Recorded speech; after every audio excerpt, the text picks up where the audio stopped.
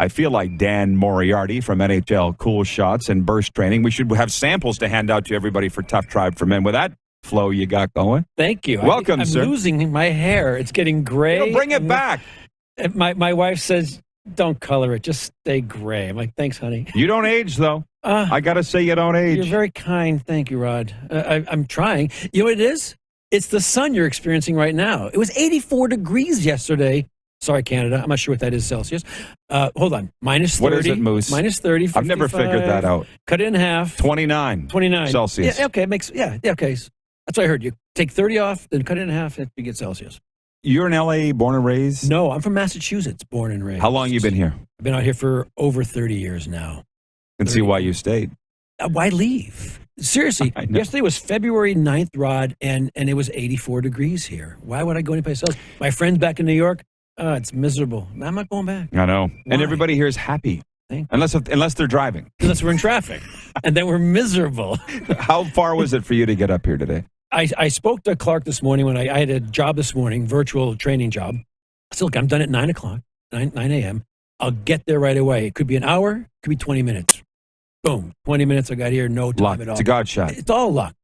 All luck. But it was perfect because it was a beautiful day and I just drove down to come talk. Oh, I appreciate sports. it. Yeah, everything's been lining up for us all week long, and I really appreciate it. So, but what I love about this is when our guests interact or interject, and you had a moment with Cam Judge. I did. Tell me about that. Hour one, Calgary Stampeders linebacker Cam Judge, UCLA Bruin.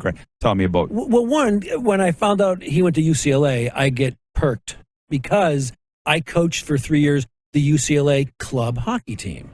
So I have an affinity to UCLA. Fine. 2, then I find out he's from Thousand Oaks, which is right over the hill from Malibu, and he went to Oaks Christian. Well, Oaks Christian is one of the prominent, wonderful private high schools here in Southern California. And I said, well, didn't Gretzky's kid go there? He goes, oh, yeah, Gretzky's kid was my quarterback one year. I'm like, what? He said, yeah, he was my quarterback one year. I said, how about Will Smith? Oh, yeah, I played with him 1 year too. So Will Smith's kid, Gretzky's kid, and Darren, there was somebody else I recall. Montana's kid? Joe Montana's kid was there for 1 year when Cameron was there as well. This is who's who. And I said, who else? He goes, others I can't name. Because it's Hollywood, it's L.A., you're in the valley. Again, you're near Calabasas, which is Kardashian country, right over the hill from Malibu, which is Kardashian country. And so he played high school football with Gretzky's son, Will Smith's son, and Joe Montana's son. There, Cameron. Boom. Yeah, well, this kid has been in the CFL since I think at least 2016, maybe 2017, and those stories have never come up. You got it out of him in about 60 seconds at the most. I used to do That's that. what you do. I used to do that. That was my job on Cool Shots for 8 years. I had to do that. Yeah. That's what I did. So I had to find those little nuggets. Can I ask you how often NHL Cool Shots comes up in your life? It comes up on a weekly to monthly basis. Obviously, it's no longer on. What comes up most, and I'm in LA, so it doesn't come up around here. When I go to Canada, it comes up all the time.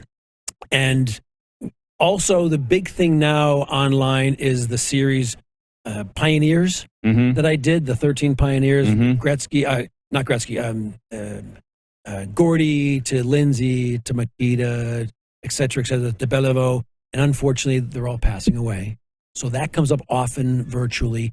And then I did a show called Relive the Magic, which I sat down with a player or two and watched their Stanley Cup. And it came up again recently when Clark Gillies passed, because I did one relive with Clark and Bobby Nystrom in Bobby's house on Long Island. So it came up then. And in fact, right now, my former executive, Ken Rosen, and I have pitched the NHL. We may trying to rebirth on Relive the Magic, bringing in a young star, it's like a Trevor Zegras here in Anaheim, and finding out, okay, Trevor, who was your idol growing up? And he said, Patrick Kane. Okay, let's find a way to put Trevor and Patrick together, watching one of Patrick's games when Trevor was little. Of course, I'd go back to Game 6 in Philadelphia when Pat put that puck in the net in overtime and won the game in Philadelphia. No one knew the goal was in except for Patrick Kane. So we're finding things like that, and the NHL is warming up to it to see if we can go back and do that again as well. Well, I'm fascinated by getting the lay of the land. I mean, I've been to L.A. many times, but never spent this much time here, I don't think. And it's just interesting that they say the Kings fans really know the game because they've been here since the 60s. Right. The Ducks fans don't know it as well, but it is what it is. But Jared Stoll sat in that chair on Tuesday, and he goes, I could sit and talk hockey all day. I don't get to do it here. Yeah. And for a Canadian, it's very hard for me to realize that that's a thing. Yeah. Because it's all we talk about at home. But keep in mind, Erin Andrews, as famous as she is, she began her career in Tampa with the Lightning. So she's a hockey background as well. And Jared Stoll, you mentioned him off air. I had one season after Cool Shots. I was on Fox West here with the LA Kings, and it was the year before they won the Cup. Nice timing, Dan. The year before they won the Cup. And the great thing about being the sideline reporter, pregame, postgame, I have to go to the locker room, and whenever they had a defeat, and of course, Coach Sutter, who I'm so happy with his success right now in Calgary, great guy, great conversation. When I had a loss, who do I get? And Jared Stoll was always the guy who said, Dan, I'm always here for you. He really took care of me. And he said, look, make sure I get interviewed when we win as well. I said, I got you. I'll definitely feel it. But on a bad defeat, he took the leadership role in that locker room, went on camera, live for the Fox Sports West fans here in L.A. And again, stand-up guy, great guy. And I could talk hockey with Jared Stoll forever. You see, fabulous. I'm not exactly falling off my chair here. Yeah. That's the kind of guy that he is. He is. He's just a great, and I'm glad he's with the Kings now. I'm glad he's with the company. I'm glad he's doing on-camera work with them. And maybe he's taking lessons at home from Aaron. Must be. You know, and he doesn't have to pay for them. No, not at all. Yeah, maybe make breakfast or something.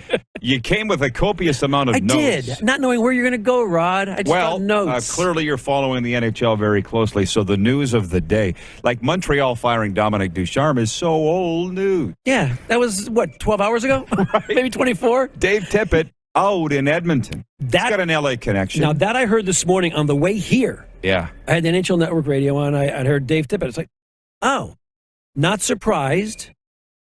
Not his fault. I looked up the statistics in the last couple of days before I came on here, and I do the same. When you look at the stars and who the stars are, the top two stars from each team, when they're on the ice and not on the ice, Edmonton ranks in the bottom 10. They've had no shutouts this year. None. Didn't surprise me. That tells me there's more than that. And when I look at the standings, Rod, and it's the same thing every year. We know the Eastern Conference top 8 are set. They're set. The bottom, the Western Conference, I think they're set as of right now. And Edmonton's on the outside looking in, because when you look at the goal differential, positive green, negative red, those top 8 are always the same. And when it gets to the halfway point of the season, where we are right now, those top 8 seem to always get in. Because 9th right now in goal differential, Edmonton. You've got to shore up your goaltending pretty quickly. Marc-Andre Fleury, did I say that out loud? And that's what I'm saying. Oh, you say the same thing? Well, and Braden Holtby, one of the two, but would be better than what they have. It would be. The thing is, though, will Dallas get rid of Holtby now? Because Dallas is still on that cusp in the Western Conference. And Joe Pavelski, after what he did in the All-Star game, is my hero. Joe Pavelski, 37 years old. And I don't know if you watched some of the All-Star. I was traveling here. I didn't see they did that game out on the street someplace, 21, and they're shooting pucks at the big Friday cards. night, and he's just picking them off like, way to go, Joe. Show these young guys what a stud you are. Even though he tips in most of his goals, he was just picking them off, getting 20. I was like, way to go, Joe Pavelski. Another guy who could be on the trade deadline to pick up someplace. He's in his third year. Like you said, it's going to depend on where Dallas is. Right. Yeah. But I think you're right. Holtby, Pavelski, these are guys who could move. Fleury's going to move someplace.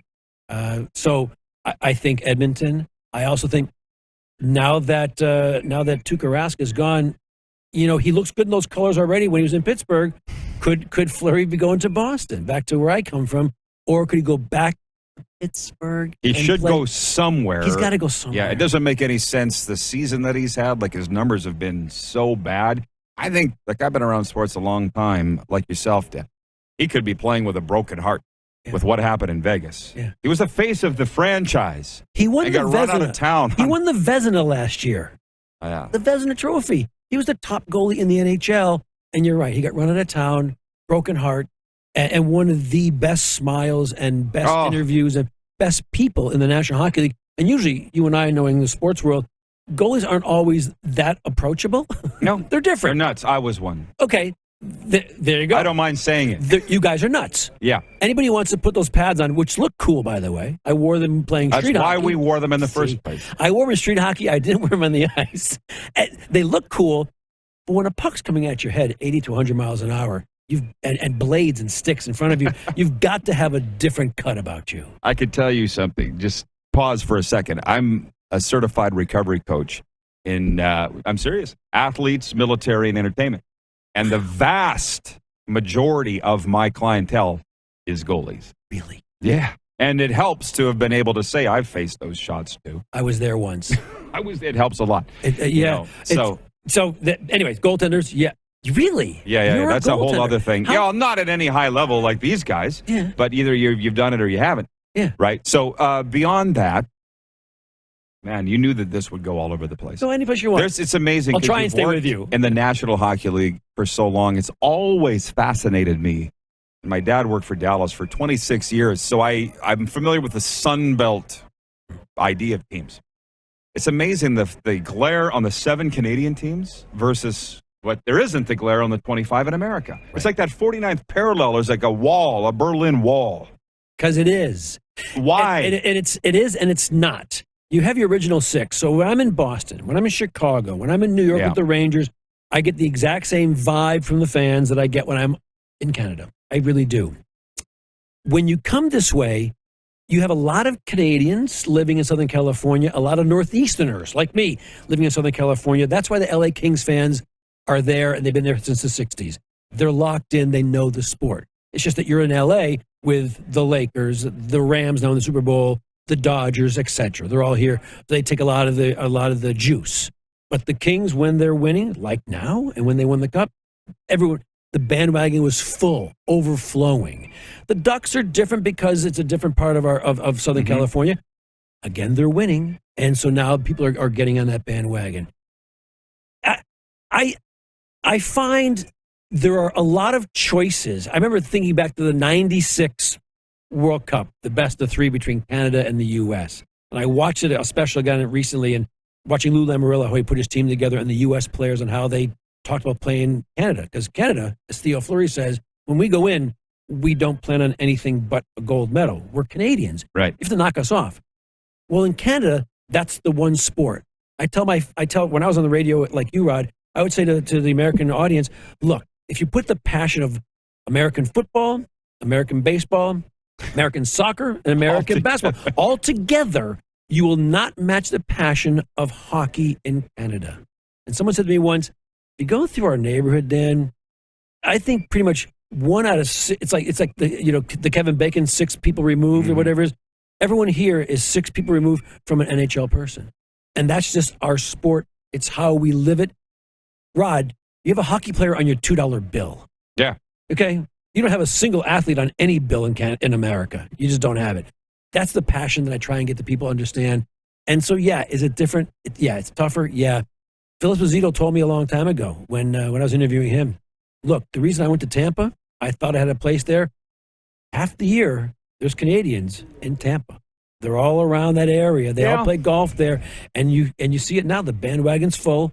And Tampa, who I chose early in the season, I think they're going to three-peat. Yeah, you did say that. And thanks for reminding me. Of course you were going to remind me. I had to remind you. I think they're going to repeat. They're going to repeat because here's what I think, Rod. We have a couple seconds left. Yeah. I think they're going to repeat for this reason. Because the Olympics are not happening for the NHL players. I think if I read 7 or 8 countries were represented by different players on Tampa. They're not going halfway around the world to Beijing. 3 extra weeks of hockey that other guys are going to be taking off. They're playing the same amount of games, 82 like everybody else. They have the time to rest and not go to Beijing. And therefore, because they played the last 2 seasons deep to the final game of winning the Cup, this cancellation, I believe, helped them and Coach Cooper, who was going to be the coach in Canada, immensely to stay refreshed and stay in the NHL mindset.